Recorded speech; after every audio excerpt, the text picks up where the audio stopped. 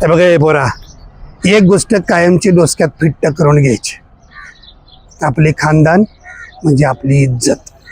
आणि जर का कोणी आपल्या इज्जतीवर हात घालायचा प्रयत्न केला तर तिथल्या तिथं त्याला त्याची अवकात दाखवल्याशिवाय गप बसायचं नाही.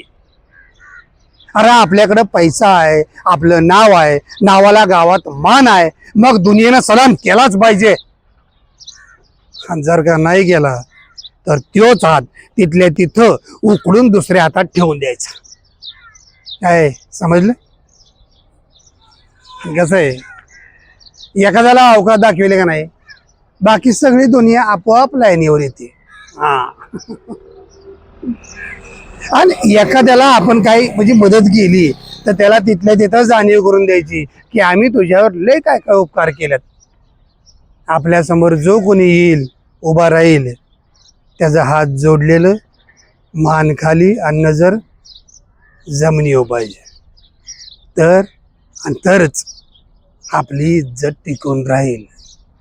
कळतंय का? नाहीतर बघायलाच ना, समोरच उदाहरण आहे. आपल्या आज्यानं त्यो बिचारा गरीब अनाथ म्हणून ज्याला आपल्या पंक्तीला नेऊन बसवला त्योच आज आपल्या डोक्यावर वासायला लागलाय, मिऱ्या वाटायला लागलाय. त्योच आहे आपला खरा शत्रू.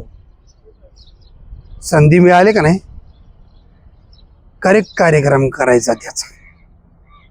केली तर वट, नाहीतर शेवट.